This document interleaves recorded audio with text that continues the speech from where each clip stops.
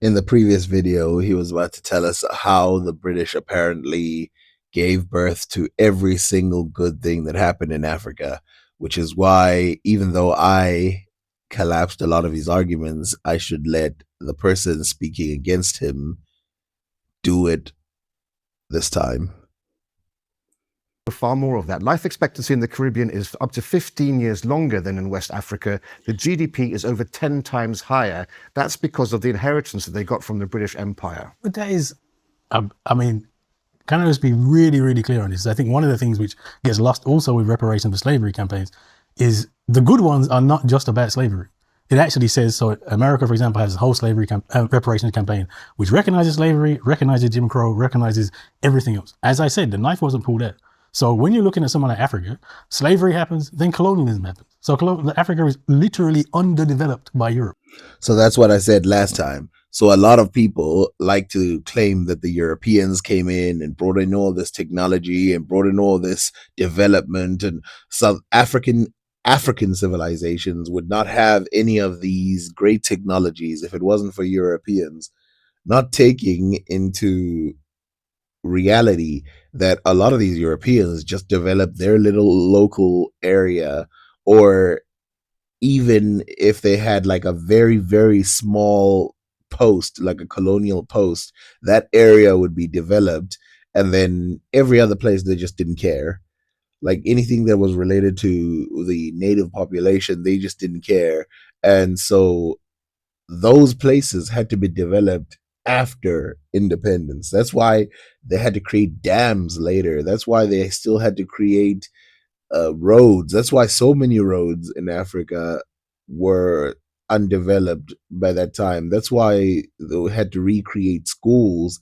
That's why they had to reteach the population, go from literacy rates that are very low to very high afterwards, because the British, the French, the Portuguese, the Germans, they weren't interested in educating the native population at all. So anything you say about whether life expectancy was bad, it was underdeveloped. Can I just get... It wasn't developed before. Hold on. So if you hear what he says over here, he says it wasn't developed before. Before what? See, here's the thing. Here's the trick here. The way that development started changing within the late 1800s, even in America, even in Europe, even in other places, is very different than what had happened prior to that.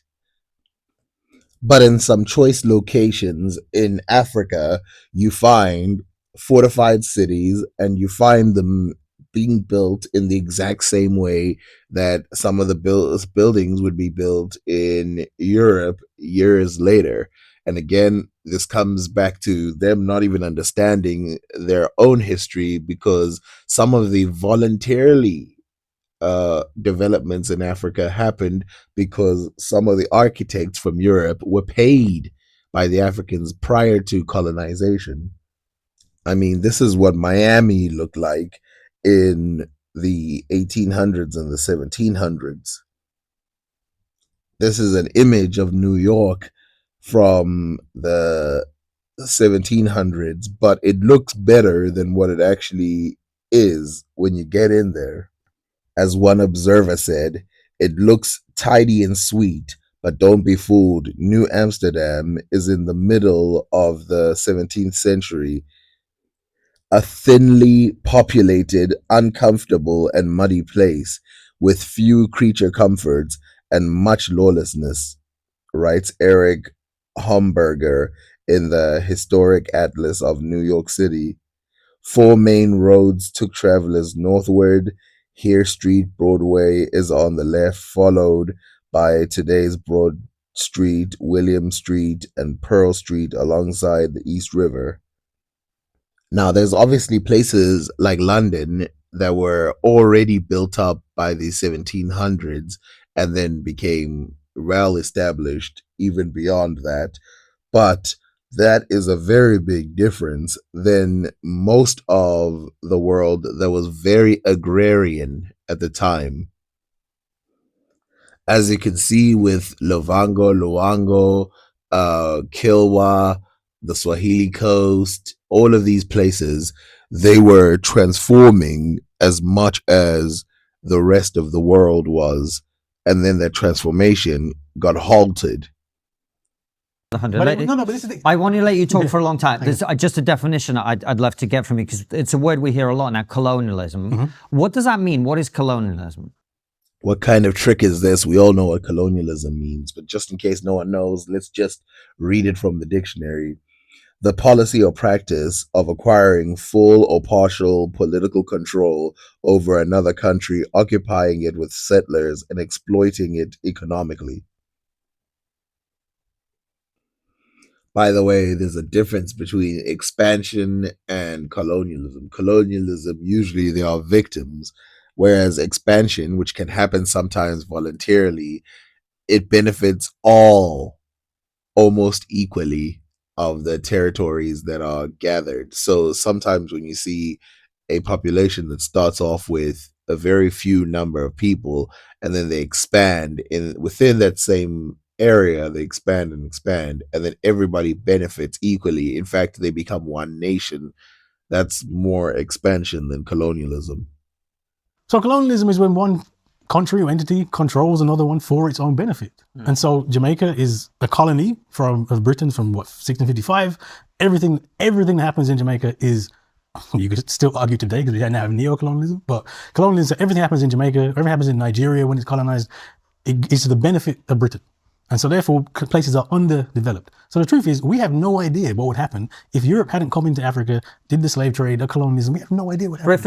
So I'm going to disagree with him on what he says. We have no idea what would have happened. These are images from Kumasi in Ghana.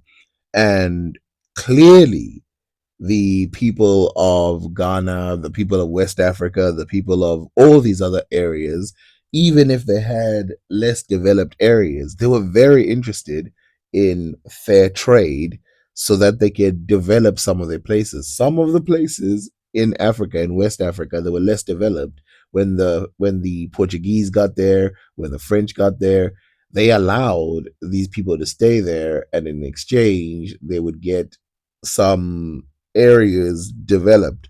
But what would happen is these people did not come with good intentions. That's what happened. These people did not come with good intentions.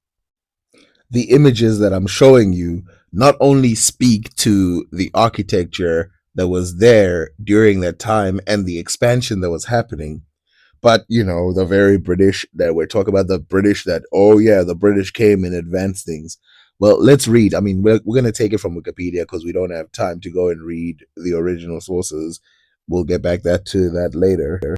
But this is a drawing showing Kumasi burning. There's two parts I want to read here. The city rose to prominence in 1695 when it became the capital of the Asante Empire due to the activities of the ruler Ase Tutu, the ruler of Kumasi known to the Asantehene, also served as the ruler of the empire within the primary among Asantes. In the 1718 to 19, Aon King Iberamoro invaded Kumasi and sacked the capital. Asantehene Opoku Ware was able to beat back this invasion. European sources in the 19th century mention the city's neatness, such as an account of F. Boyle in 1874, who stated that Kumasi's smells are never those of sewage, as well as ornamented with many beautiful banyan trees, affording grateful shade from the powerful rays of the sun. In contrast, William Butler describes the city as filthier and for far more blood-stained collection of mud and wattle hovels than any other village in the forest. Parts of the city, including the then royal residence, were burnt by the British in the Third Anglo-Asantini War of 1874. So those were before the burning. This is after the burning. Kumasi was a great disappointment to me, and my disappointment increased as I walked around and examined the town. It was not merely that so little existed, but that so much had been destroyed. As it stands, or then stood, the town was nothing more than a large clearing in the forest, over which were scattered somewhat irregular groups of houses. The paths were dirty and ill kept, and between the groups of houses, large patches of waste ground intervened, and on these, amidst the tall, coarse grass that covered them, were to be seen the remains of houses that had once occupied them. These houses once stood in wide and regular street, but since the destruction of the city in 1874, the natives do not seem to have had a heart to rebuild them. Let's read that again. These houses once stood in wide and regular streets, but since the destruction of the city in 1874, the natives do not seem to have the heart to rebuild them. So I want you to keep that in mind. Like there was so much destruction being done at the time. And so the question is like, oh, what would have happened later? Obvious, they would have just expanded the city. That's what they were doing the entire time, no matter who was there. And then we carry on to rebuild them. Yet there remain some few vestiges to show what Kumasi had been in its palmy days. A few broad, well kept streets still existed, lined by houses, admirable construction, careful and artistic finish, and excellent repair. Now, keep in mind, these people are giving mixed accounts. They're not saying, oh, yeah, it's the most beautiful city in the world. He starts off by saying, okay, some of it was actually not as good as some people pretend that it is. But then he comes back and says, but there were excellent houses. These were great houses that were built. And then the British came and burnt it all. The so-called British that made it better. And he even gives the explanation. Think about the year that I just gave in that. He even gives the explanation like, okay, they just don't want to rebuild it because it's like, what's the point at this point? And a lot of people just don't understand that. They don't understand African cities were cities. They were literally cities. When they say city, town, village, they're separating these by a lot. And it matters. It matters. And the reason it matters is because we're talking about full cities that were admired in the 1800s and the 1700s, 1600s. The rest of Europe was looking at Africa like, what the hell? These people have got such great places. That's why when they couldn't colonize earlier, they were angry. Is that not a fair point? Developed. Isn't that we do know. Don't know. No, you don't. We do. have We no have idea. Ethiopia Because- and we have Liberia. No. So in that mess, we have a lot of things being thrown. But they say, is that not a fair point? And he says, the big guy says, no, because we have Ethiopia and Liberia. We have two countries to compare what would have happened in the entirety of Africa to, and then one, obviously Ethiopia still was one of the most developed places in Africa. It's not like it was a piece of garbage. I don't know why he's trying to use it as an example, but then and also a lot of African cities after colonization caught up and went way beyond it. But then too, Liberia was literally a place where they came to dump American slaves. So people who don't know this from America, remember there was a Back to Africa movement where they took a bunch of slaves, sent them to Africa, and then we're like, okay, there you go, do your thing. Those slaves colonized the black Africans that were there. In other words, they started doing slavery on the black Africans, which is why some Liberians have or had American accents. That's why the Liberian accent, and I know a lot of Americans are going to be like, these people don't sound anything like us, but they fused their accent with the West African accent, and this came out. Proper English. I am not doing it. Liberian colloquy. I'm doing it. Origin. old slave English. I ain't doing I'm going to tell you why. I know people been posting that video on the internet say they can speak the real Liberian English. When it comes to Liberian English, we were born in that place, my man. We were there. Chatted all time when the war used to be fighting, they bumping everybody. We used to be running around. But we're not chatted all so. But they say Cable Street, Brian Johnson, William Market, do Isakaba chopping hand. But we're not with the Isakaba people. I just used to hear it. I used to see other people hand call. They say that Isakaba man take their phone. The issue for colloquial is colloquial, whatever that is. So if you want to say, what did you say? In my Liberian accent, you say, what did you say? What did you say? What did you mean? What you mean? What you mean? What you actually mean? Number 2, if you want to say, where have you been? In Liberian accent, you say, where play you been? Where play you been? Or if you want to say, where are you? In my accent, you will say, where play you at? Where play you at? Even to Africans, this accent sounds like a very deep accent. And the reason for it is because it has American influences. I mean, some of the words they're using don't even exist in the rest of African English, which mostly comes from the British. You could tell that they definitely do not come from the British in the way they speak. Ethiopia and Liberia were never colonized. They were independent. They were independent. They were independent nations. And I'm sorry, but Ethiopia and Liberia still remain in the lowest tier of developed countries in Africa. It's my mistake. I shouldn't have brought Rafe in. I apologize. You carry on. So the lies continue.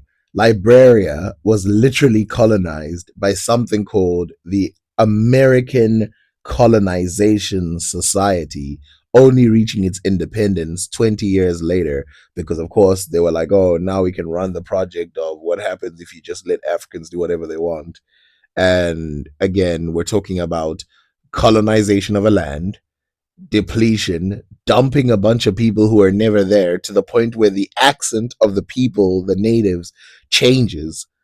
Slavery starts getting implemented again, because these people, again, they came from a slave past. Liberia is actually made up by America, so let's not pretend that Liberia has this long history. Ethiopia is the perfect example of being a country surrounded by other colonial countries. So Ethiopia may well have been independent, but a country can't by itself develop. So although Ethiopia was never colonized by European powers, it was constantly attacked by those very same European powers. The final one being Benito Mussolini attacking from Italy Ethiopia and them defending themselves. And then, of course, as he mentions, the surrounding areas were all colonized, which you can imagine how trade is going to go when all these European powers are taking over these African countries and trying to squeeze Ethiopia so that they can have it. Although Ethiopia withstood and used some of the European fights against each other to remain independent. It's a very interesting thing. Secondly, Ethiopia, if you look at books that came prior, does show to be a very, very well established place. But as I mentioned, developing today is very different than developing in the 1800s, 1700s, and 1600s. Places in Europe that were already developed by the 1800s, some of them are literally are like behind some places in Africa. Some places that were already developed in Asia, and all of these places, they are behind some of the places in other places. The development today, like I said, is very different. Surrounded by, it's basically a colony. And actually Ethiopia is one of the, in terms of what we call neo-colonialism there, which is after formal colonialism ends, yes, you have governments, but they are puppet governments. In fact, many times installed by the West, and that's where the corruption actually comes from, not us. There are so many examples of puppet governments being installed in Africa that it's not even funny. People who literally, as he says, were the people who were the most corrupt of all of them. Because a lot of these people, though they were whatever you want to call them, the chiefs that ruled Africa, you could call them living in a different time, not living in the biggest cities in the world. But one thing you will notice is that they still cared about their people. Now, what they wanted to do was to find people who were related to these people and then remove the people. This happened in Madagascar. If you look here in Madagascar, prior to the Europeans colonizing, Madagascar was definitely one of those places that were impressive. But the French were not happy with that, and so they wanted to install a puppet government in the Marina Empire. Luckily, they failed. But then what sucks is later they took direct rule, so they colonized for real, which is one of the reasons why French is one of the spoken languages in Madagascar. And when I say the numbers are large, I don't just mean they took the king or the queen or whatever and they replaced them. We're talking about local chiefs, like where they would remove local chiefs and then put someone else in there who's incompetent or who is just going to directly do exactly what the European empires told them. They became very smart at this. You will notice it also when you look at the Bunyoro people. You will see this as well if you look at the South Africa is a very big victim of this. From puppet governments, and you cannot, I mean, that would be just a lie to pretend that's not the case. For example, in the Congo, Joseph Mobutu is literally installed by the CIA and puppets, and then literally destroys the country, and it comes to England, comes to America, flies around in private jets and steals billions upon billions upon billions with the consent of both the USA and the United Kingdom and Europe, etc. So I was trying to avoid that example because I feel like it's the most easiest one that you can pick in Africa. And then, of course, they go, oh, no, it's just the area that just can't govern themselves. That's the problem. Which, if you think about it, I mean, Congo being the place that's targeted is actually pretty sad considering it's already, very bad past.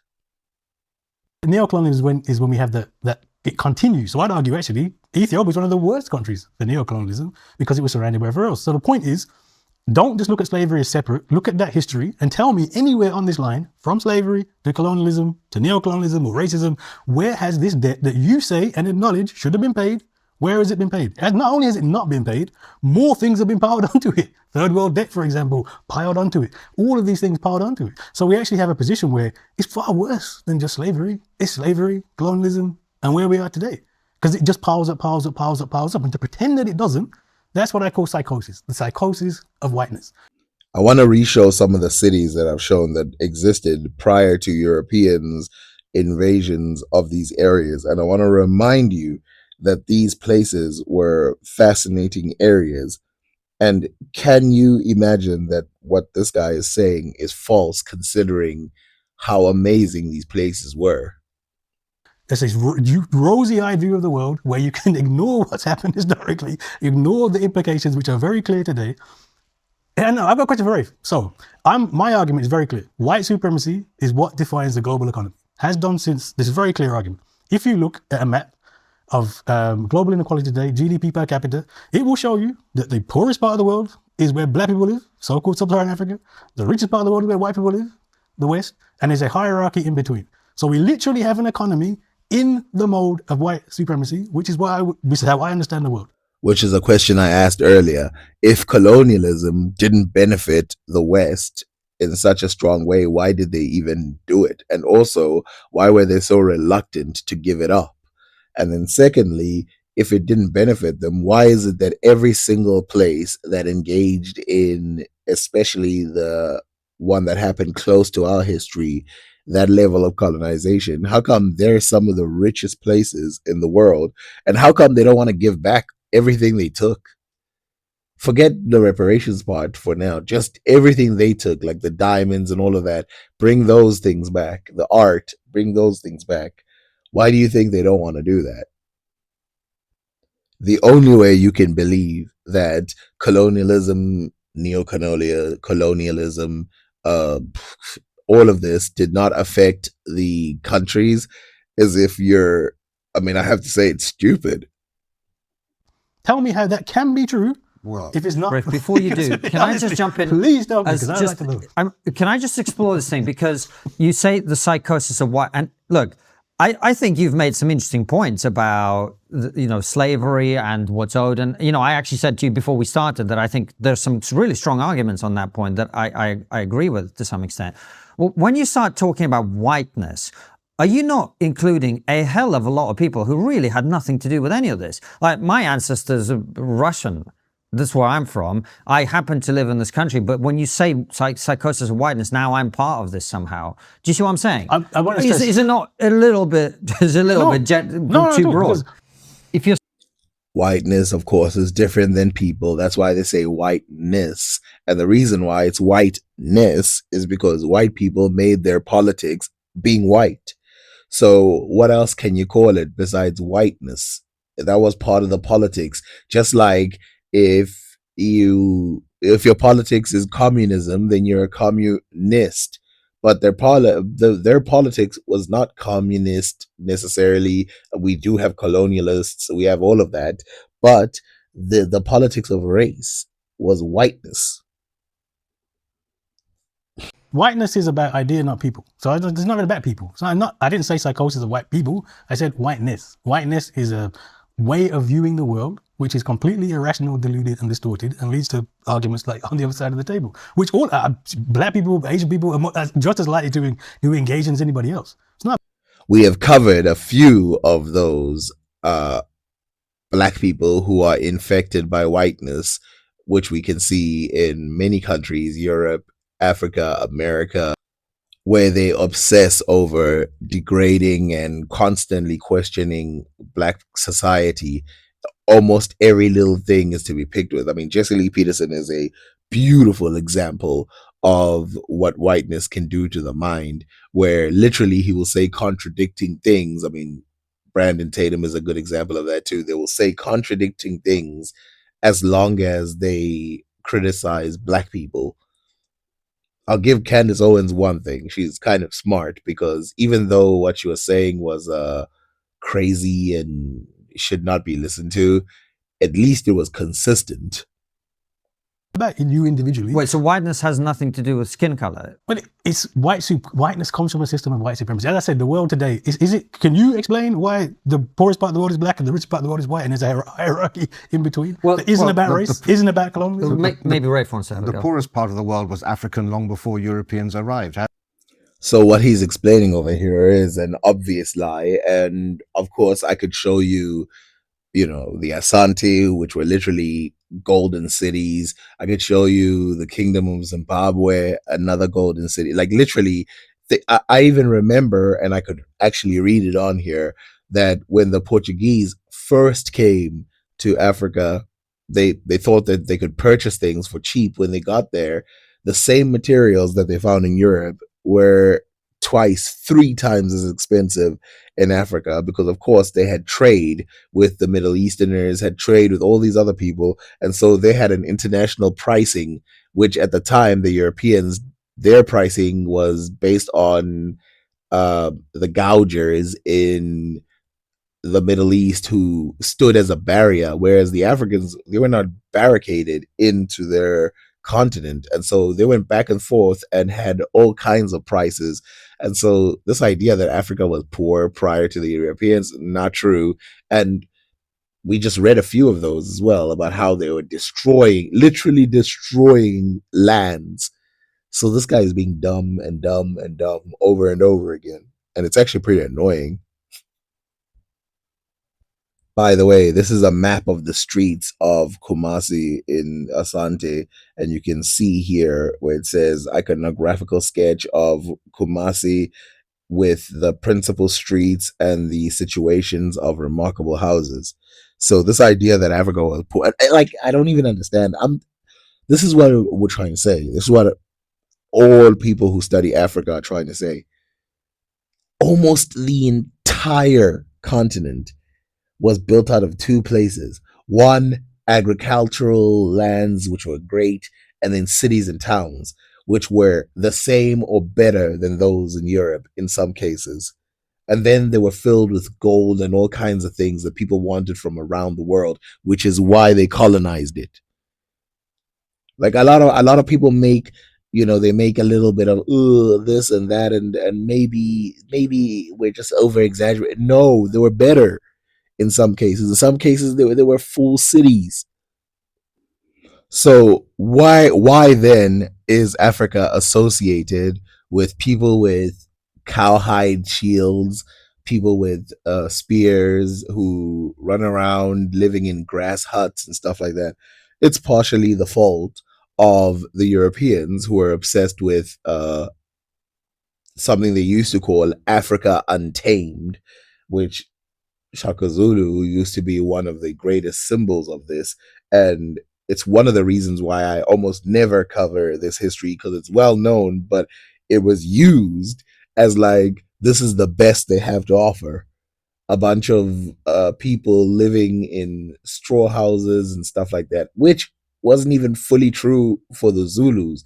The Zulus also had a empire, part of their empire. They had a region of people who lived around stone houses, which were similar to those found in the north, in the Limpopo province in South Africa, and then going into Great Zimbabwe and further north. And if you start from Great Zimbabwe and moving up, you have nothing but cities over there, like tons of them. It's why when most people make movies about Africa, they pick a spot in Africa and then they make them wear this, what the leather, which the Zulus did wear most of the time. And then they're like, oh my God, what are you talking about? Africans actually had fabric? They had fabric? And it's like, yes, not only did they have fabric, they had fabric before the Zulus even existed. If you completely remove the Zulus as a tribe before they existed, right? You go and look at Vasco da Gama's diaries in the exact same locations in the Natal. They see people on the shores dressed in cloth. Clearly, the Zulus lost that trade, lost that thing, probably due to a level of isolation. And then in later years, the Zulus, thanks to Shaka Zulu, when the Europeans had already arrived, traded deeply with the people in East Africa, the so-called Swahili coast. But again, this history is ignored, not taken seriously. The fact that they had chairs and all that other stuff, like of modern build, no one cares about that. The fact that the Zulus were interested in developing their land and building houses that were pretty, cool, that is ignored. Of course, there were huts that were made out of mud brick that were the same as other places in Africa, but that's not even that impressive, because we're talking about stone being used all over Southern Africa. Now, I know what you guys are thinking. You're going to say, why would I say that this guy is lying then? Why can't I just say maybe he's naive to these ideas? Well, it's what he's about to say next. I want you guys to listen close to what he's about to say. He knows better than what he's saying. How do you explain that? Africa was ahead of Europe before. Africa was ahead Sub-Saharan before. Look, you had in the Middle Ages, you had the Mali Empire and and Timbuktu and all of that. Ahead of Europe. Yeah, but they didn't develop beyond that. Why is that? Why was Sub-Saharan? Because slavery. So he is fully aware of what happened. Now, of course, he mentioned only 2 lands, but again, I know he's not just aware of these 2 lands. Again, we don't even need to go into Asia, for example, like literally what the Europeans did to Asia and caused some of the greatest cities, Siam is a great example, to crumble. No, I'm sorry. For heaven's sake, we're talking about West African slavery. That didn't go into Central Africa. Let him answer now. Yeah, all right. Can we answer with the truth? Yeah. Well, I'm sorry. I mean, this is the key point, right? Africa is thousands of years old. Well, it's a bit older than that. Maybe hundreds of millions, billions of years old. But if what he means is it's had people for thousands of years, hundreds of thousands of years, then yes, that's true. But we all know that human beings didn't really start to develop any ancient technology till really about 5000 BC, or even if we can go further than that, maybe 10,000 BC. At the most, we can say they started developing real stuff. Europeans didn't arrive there to settle and colonize until the scramble for Africa was when it really took place in 1885. So we have to be real careful, and I've made this mistake before myself. But okay, so places like Luango and Kingdom of Congo in general, and some parts of the Swahili coast were never really colonized by the Europeans until much later, Scramble for Africa, if you would like, and other places as well in West Africa, and these places were never colonized until the Scramble West Africa. But the project of colonizing Africa started a long time ago. The Dutch, for example, colonized parts of South Africa way before the Scramble of Africa. The Portuguese, they colonized not Luango, but Luanda, the area that I talked about where they started a slave coast where they could ship people back and forth, not to mention the takeover of the islands so they could control the ships. Then they took over Kilwa. Then they took over Madagascar. Then they took over so many other places in Africa. So this idea that the colonization started in, the expansion later is not true. It's absolutely not true. Now, it's fair to say, of course, that the Africans resisted the Europeans for a long time because these cities that they colonized, even though they were key cities, did not really help in a greater expansion until later, of course, when they basically took over the rest of Africa. And these key cities played a very key role later. As late as 1841, you had a few trading outposts on the coast. Yes, there was a slave trade, but we're talking about when Europeans went inland, because people inland in Africa didn't have any knowledge or experience of what was happening on the coast and the slave markets, right? So the idea that people on the inland of Africa had no idea of the slave markets on the outside is not true. Word started spreading, of course, when people started being disappeared, and some of them made their way back, like, the empires inland that were being taken as slaves and being sold by the coastal areas were not just taking it lying down. They fought back against the other Africans who were trying to themselves escape slavery and sell other people into that level of slavery. Those people actually defended themselves successfully, and they realized that there's a new enemy that they didn't know about. Now, there is a whole book about how Arabs were in the inland of Africa as well. So it's not true that there were no foreigners in those regions.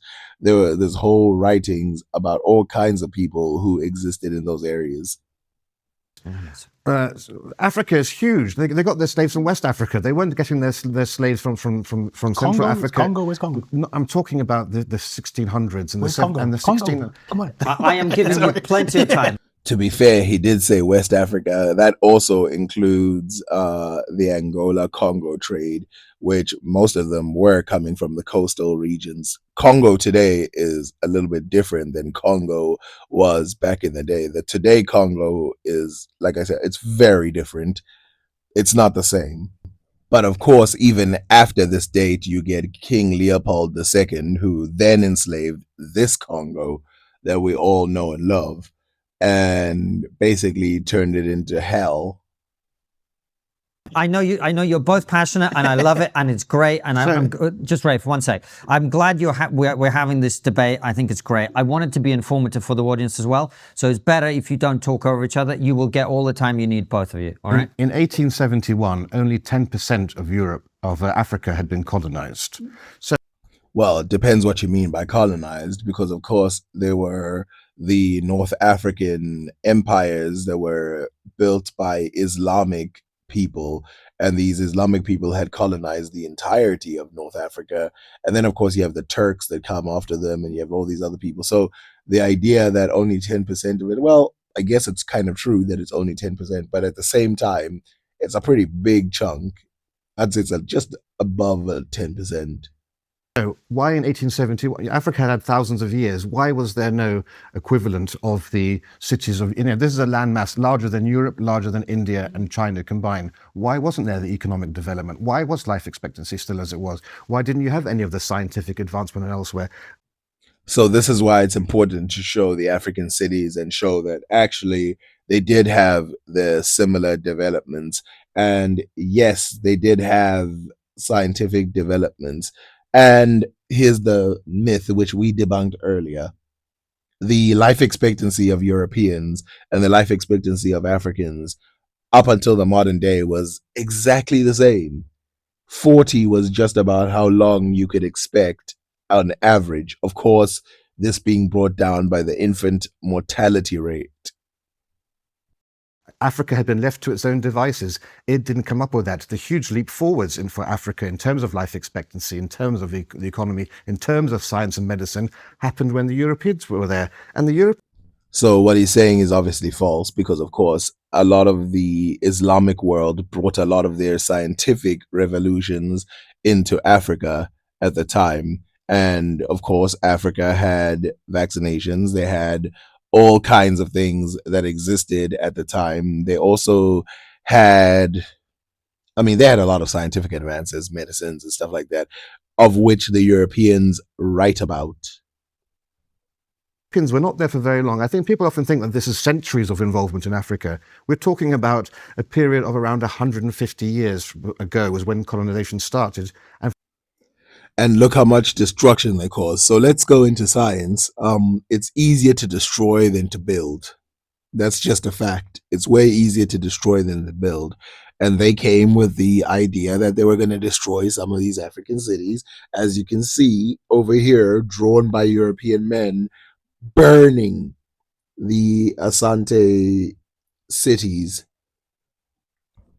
Even in Angola, the Africans had to arrest several Portuguese people who obviously came with a mission of burning things down and removing people. And due to the wars that they caused as well in those areas, in which they used the Yagas, a group of cannibals in Africa, which were hated by all the surrounding kingdoms. They used those people who, by the way, turned on some of the Portuguese and ate them too. These people were causing all kinds of destruction, so much so that the Portuguese literally apologized and brought back some of the slaves that they had captured, that the Yagas had captured. For most countries, colonization was less than a century. You know, it was from the 1880s up to the 1950s or 1970s. Such a short period of time. But during that period, what growth and development happened in Africa? So basically, he's asking a question which is one of the silliest. So he says Africa was colonized, let's say 1870 or 1885, if you'd like, up until 1970. And 1960, those parts. And then he says, what development happened in Africa? I don't know. Ask the people who were in charge, the Europeans. Ask them, why didn't you develop Africa from this time period? Why are you asking the Africans? The Africans were subjugated. The Africans were taken over. The Africans were replaced. Puppet governments installed. You can't ask them what happened at the time. What you should ask is, okay, Europeans, since you were so developed, what did you guys bring to Africa at this time period?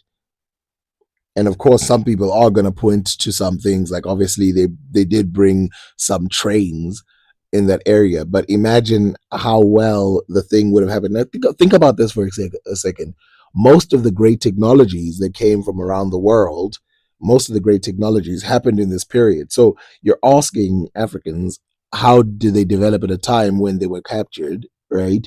And then light bulbs get invented in the 1800s, airplanes, cars, motorbikes, bicycles. By the way, some of these technologies were building on some of the earlier things that were discovered in both Africa and America. All kinds of things, even schooling for the general population starts becoming an idea in this time. Obviously, there were schools that were always built for different types of people, but nothing like the Mandarin in China, those type of schools, or some of those in ancient Egypt.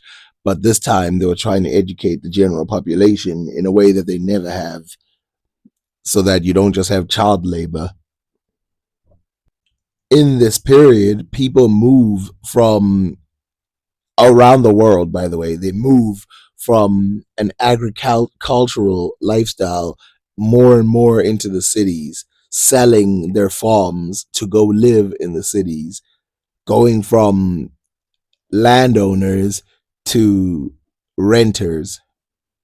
For example. Now, this is really going to annoy Kahinde, but nothing has done more to lift the world out of poverty than capitalism and colonialism. Those have been the two greatest forces for life expectancy, for living standards. As Steven Pinker from Harvard University has said, that the life in pre-state societies was incalculably more brutal and harsh than life today.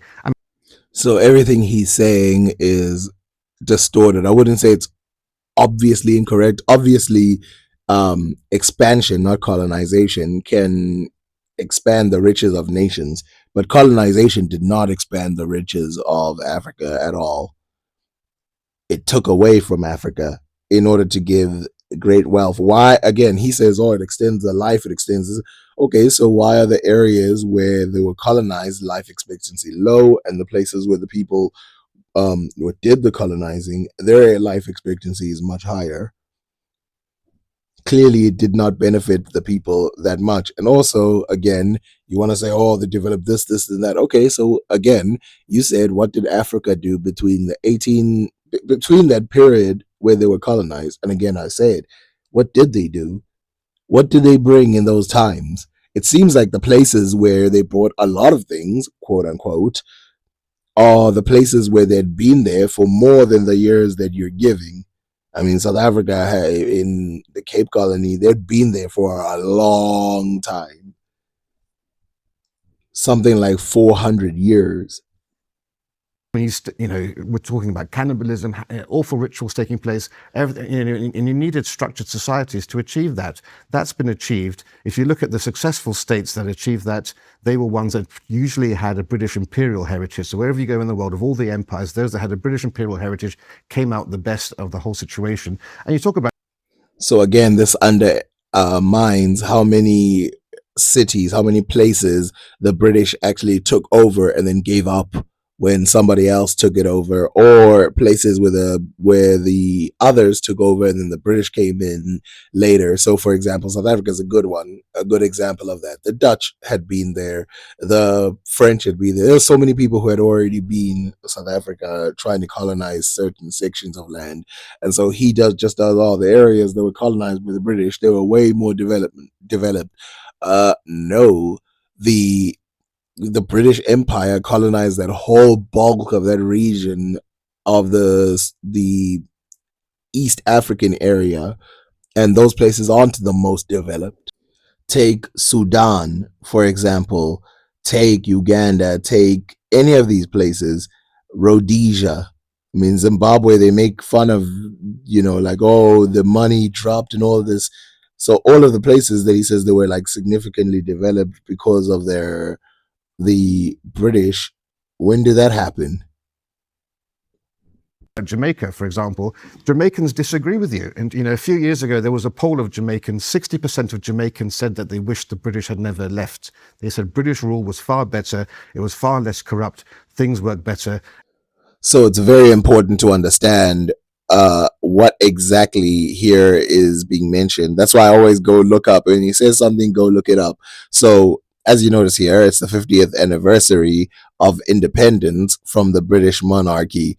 So the poll, which took place, let's read a bit of it. 1,000 people took part in a survey out of the population of 2.7 million. The poll has a reported margin of error of plus minus 4%. Jamaica is due to celebrate 50 years of independence next year. It is not clear what main reason the respondents had for their choices, but the island struggled with high levels of poverty and crime. Okay, so let's take a couple things into context here. So how old do you think the 1,000 people who took this poll was? Like, how many of you think they ever lived within the British Empire? So what context are they coming from? If we start there, again, we're talking about 1,000 people out of 2.7 million. This poll is only one that took place in 2011. And you can tell the fact that they keep quoting something from 2011 means that in the later years things probably changed, and now they just keep picking at this one poll over and over again, or this one survey. And I'm sure you've heard a lot of old people say things like that. When things go bad, people always look to the olden days like, if only we had something different than what we have today. Yeah, because they don't like what's happening. And they would prefer the British to be in power. And if you look, and you were asking about, you said I can't cite any examples. If you look at the independent, Think about the difference between that survey that they just gave, that 1,000 people survey that they just gave, and how he just presented it. He made it sound like there were like half the population of the area was like, yes, we want to be part of the British Empire. They asked 1,000 people in a survey, and 50% of them were like, yes, we would love that. Of which I wonder how old these people were, because if they were very old, then there's a little bit of more that I could give them.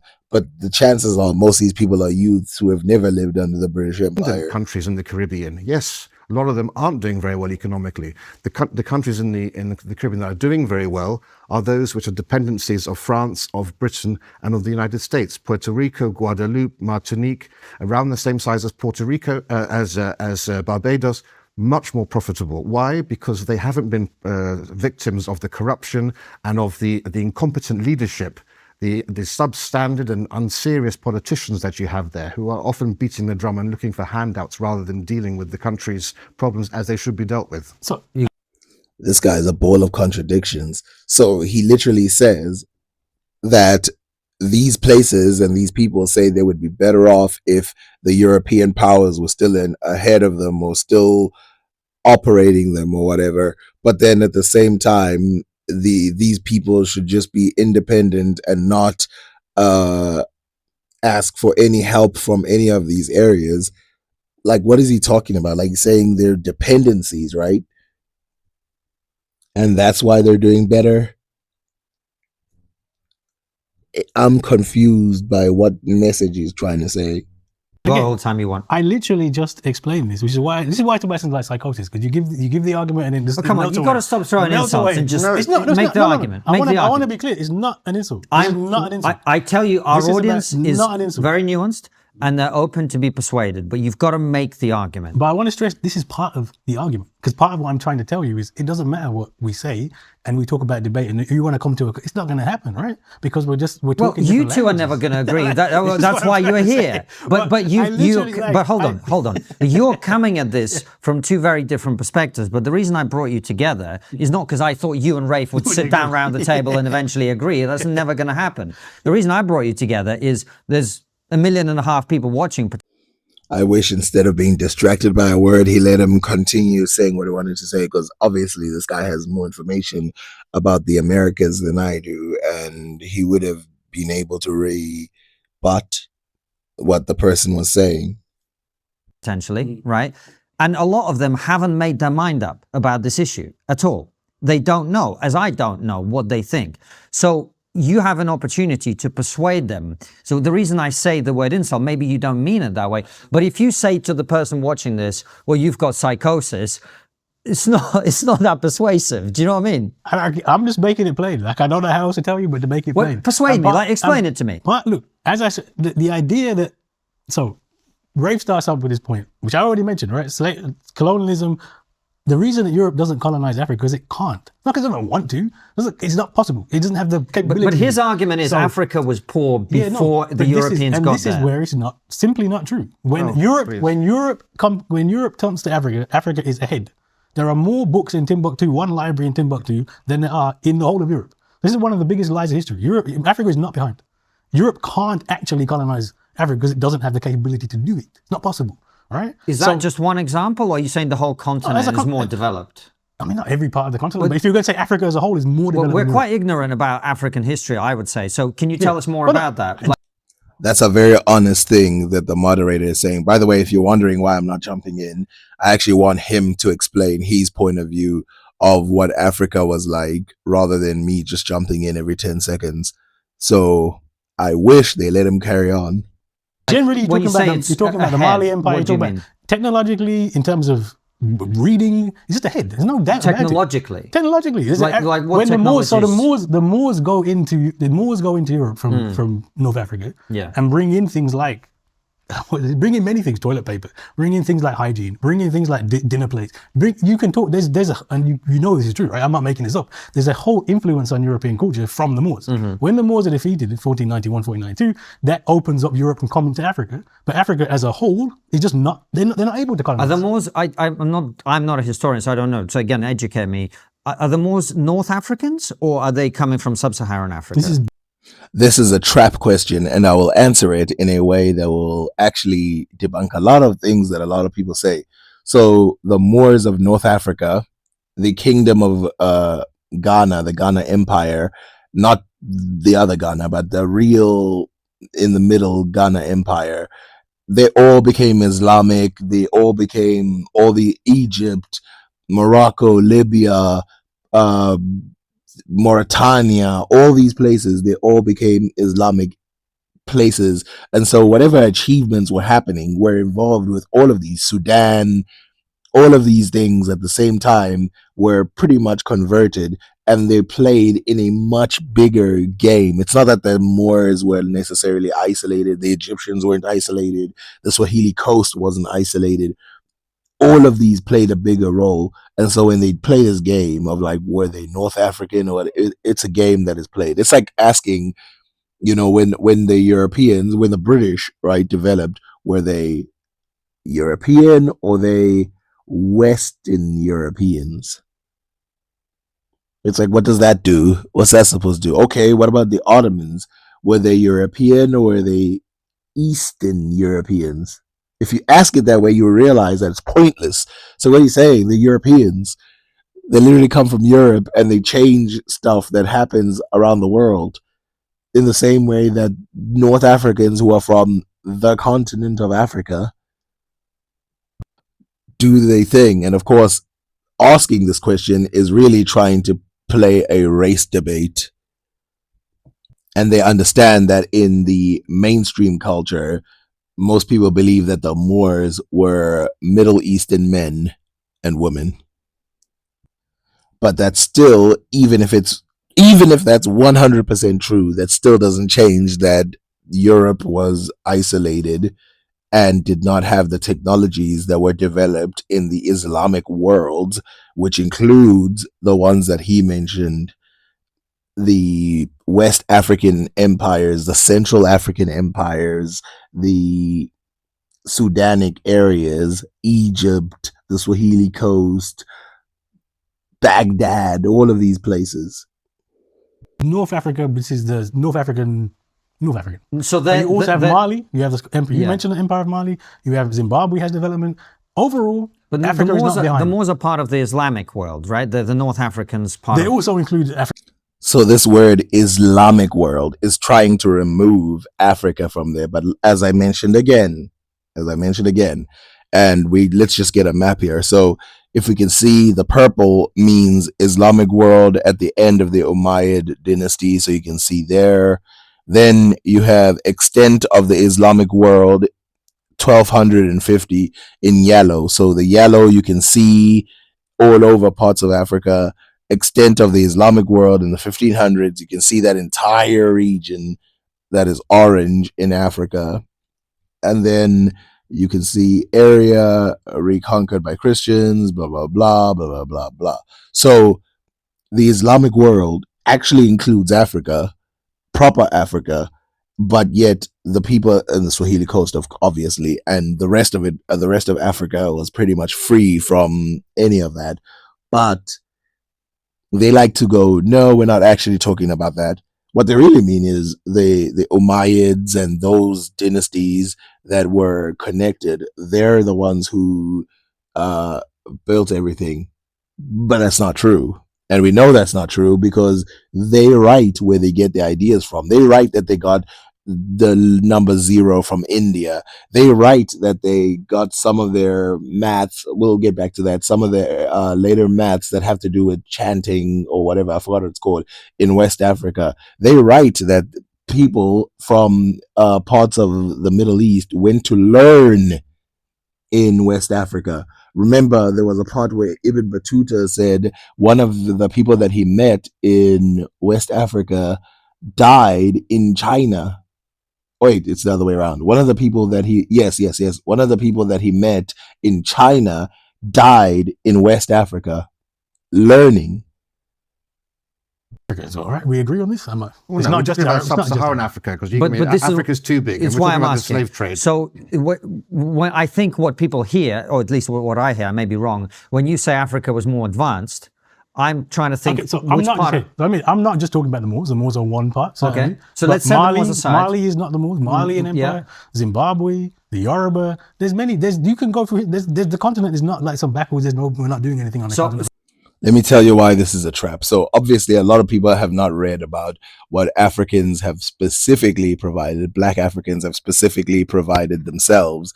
And so he is going to be very, very confused here when they probably asking the questions. So what did the Africans provide as inventions?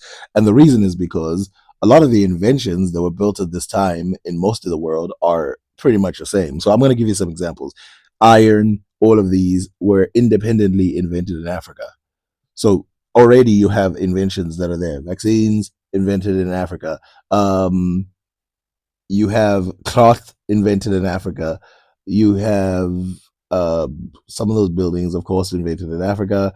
And then I'm going to get into the other ones like toothpaste, all of those other things that were invented in Africa and then brought there by these people. A lot of things that have to do with health, for example, because of course Africans lived in one of the most, let's say, places where you could catch diseases a lot.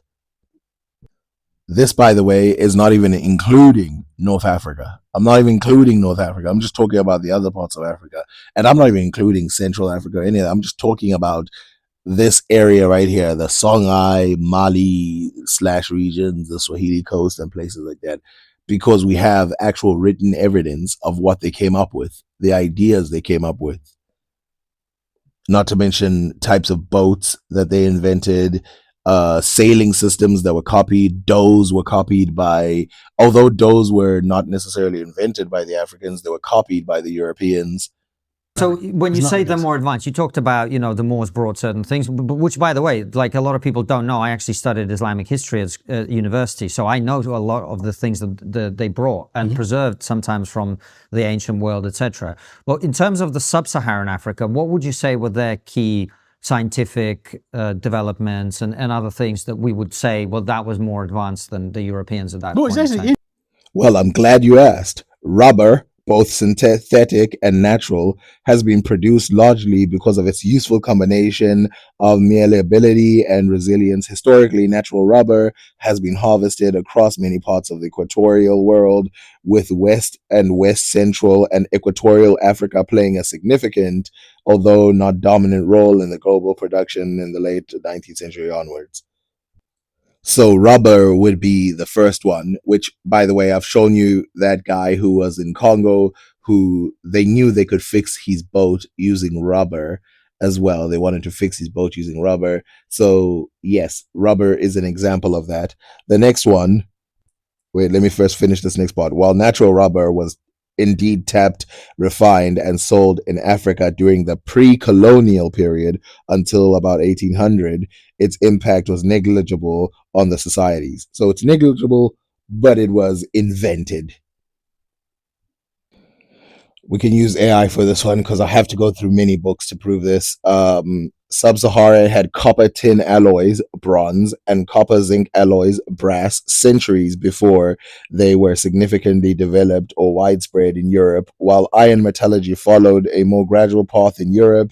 In parts of East, Central, and West Africa, the simultaneous introduction of iron and copper was followed later by the widespread production of gold, tin, and cupreous alloys, including bronze and brass.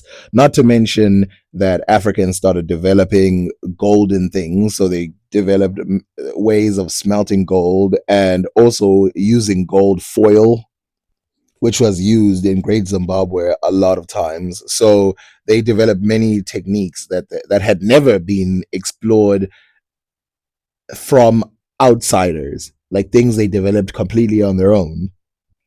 So this is from WebMD. I have my feelings about WebMD, but let's just read what they say. So palm oil is another invention done by Africans. And some people take it like, oh, it's just like a small invention. No, it did a whole bunch of things that a lot of people still use today, which we'll get to other numbers. So palm oil are the health benefits. Palm oil is made from the fruit of an African oil palm. Over the past several decades, it has become one of the most produced oils in the world. Palm oil is nearly half of the packaged products you find in supermarkets. It's used in toiletries, cosmetics, and processed foods. That's because palm oil is extremely versatile. It's semi-solid at room temperature, so it can be used as a spread. Its resistance to oxidization, so it makes products last longer, and it can withstand high temperatures, so it works well for frying food.